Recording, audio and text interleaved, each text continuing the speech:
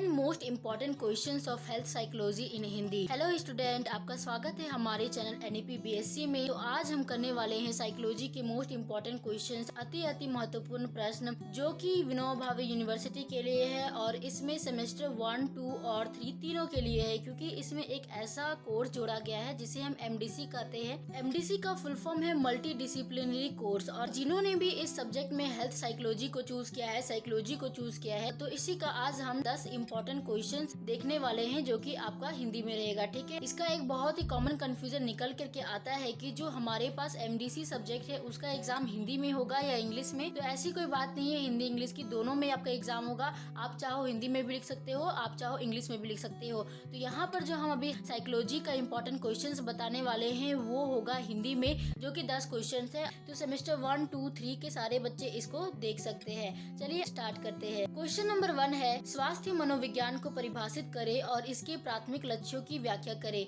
यानी कि health psychology है क्या, उसको डिफाइन करना है और उसके बाद उनका प्राइमरी गोल्स क्या क्या है, वो क्यों चाहिए हमें, प्राथमिकता उनकी क्या है स्वास्थ्य मनोविज्ञान की, उसकी हमें यहाँ पर व्याख्या करनी है। क्वेश्चन नंबर 2 है, आधुनिक स्वास्थ्य देखभाल में स्वास्थ्य मनोविज्ञान की आवश्यकता पर चर्चा करें। जैसा कि हम जान रहे हैं कि आजकल की स्वास्थ्य बहुत ही बुरे कंडीशन में है, तो आधुनिक स्वास्थ्य की देखभाल किस तरह से की जा सकती है और इसमें स्वास्थ्य मनोविज्ञान हेल्थ साइकोलॉजी का किस तरह से इम्पोर्टेंस है उसे हमें यहाँ पर बताना है। क्वेश्चन नंबर 3 है, स्वास्थ्य मनोविज्ञान के संदर्भ में मन और शरीर के बीच संबंध का वर्णन करें। स्वास्थ्य मनोविज्ञान में आपको मन और शरीर में बहुत ही, मनोविज्ञान का मतलब ही मन और शरीर के बीच संबंध है, तो उसका वर्णन करना है आपको कि स्वास्थ्य मनोविज्ञान में मन और शरीर के बीच संबंध क्या क्या होता है। क्वेश्चन नंबर 4 है, स्वास्थ्य बनाए रखने के जैविक मॉडल और उसके महत्व की व्याख्या करें।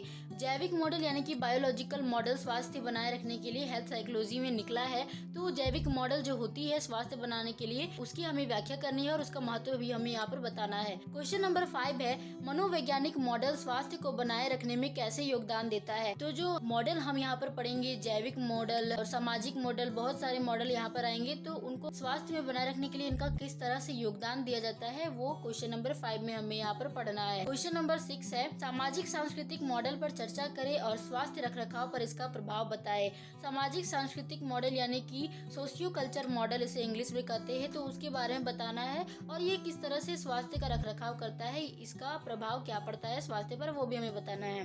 क्वेश्चन नंबर 7 है, आध्यात्मिक मॉडल और स्वास्थ्य एवं कल्याण में इसकी भूमिका की व्याख्या करें। तीसरा मॉडल जो आता है वो है स्पिरिचुअल मॉडल, आध्यात्मिक मॉडल यानी कि स्पिरिचुअल मॉडल, और ये स्वास्थ्य में किस तरह से भूमिका निभाता है उनके कल्याण में, वो हमें यहाँ पर व्याख्या करना है। तो 3-4 प्रकार के मॉडल यहाँ पर है। पहला तो आपका जैविक मॉडल हो गया, दूसरा सामाजिक सांस्कृतिक मॉडल हो गया, तीसरा आध्यात्मिक मॉडल हो गया। ये मॉडल क्या है और किस तरह से ये स्वास्थ्य के कल्याण में भूमिका निभाता है, ये क्वेश्चन हमें यहाँ पर पूरा देखना है, मतलब मॉडल्स को आपको करके जाने हैं। क्वेश्चन नंबर 8 है, मानसिक स्वास्थ्य को परिभाषित करें और इसकी प्रमुख विशेषताओं की रूपरेखा तैयार करें। मानसिक स्वास्थ्य यानी कि मेंटल हेल्थ क्या है उसके बारे में हमें बताना है और उसकी क्या क्या विशेषताएं होती है वो बताना है। क्वेश्चन नंबर 9 है, मानसिक स्वास्थ्य के मुख्य घटक क्या है। अब इसे प्रभावित करने वाले कौन कौन से घटक है मेंटल हेल्थ को, वो हमें लिखना है और वे महत्वपूर्ण क्यों है। जो घटक है मानसिक स्वास्थ्य को कौन कौन सा घटक प्रभावित कर रहा है और क्यों महत्वपूर्ण है, तो इसके बारे में हमें यहाँ पर लिखना है। क्वेश्चन नंबर 10 है, निम्नलिखित के विकास और प्रबंधन को प्रभावित करने वाले मनोवैज्ञानिक कारकों पर चर्चा करें। बेसिकली ये हमारे शरीर को ही अफेक्ट करता है, तो उनका विकास किस तरह से होता है और उसका प्रबंधन हम किस तरह से करते हैं, तो उनके मनोवैज्ञानिक कारक पर लिखना है। पहला है हृदय रोग यानी कि हार्ट डिसीज, दूसरा है मधुमेह डायबिटीज, तीसरा है एड्स और चौथा है कोविड-19 जो कि हम सभी जानते हैं, हमने इसको फेस कर चुका है। ठीक है, तो ये रहे हमारे 10 क्वेश्चन जो कि बहुत ही महत्वपूर्ण है हमारे एग्जाम के पॉइंट ऑफ व्यू से। आप इसको बहुत अच्छे से करके जाओगे क्योंकि यही 10 क्वेश्चंस में सारा का सारा सिलेबस आपका आ जाता है। ठीक है, और कहीं से भी इसके बाहर आने वाला नहीं है, आपसे मिलता जुलता कुछ भी मिलेगा यहाँ से, तो आप लिख सकते हो। ठीक है, तो अगर आपको वीडियो अच्छी लगी होगी तो वीडियो को लाइक करें, चैनल को सब्सक्राइब करें, कॉमेंट करें, शेयर करें। मिलते हैं नेक्स्ट वीडियो के साथ।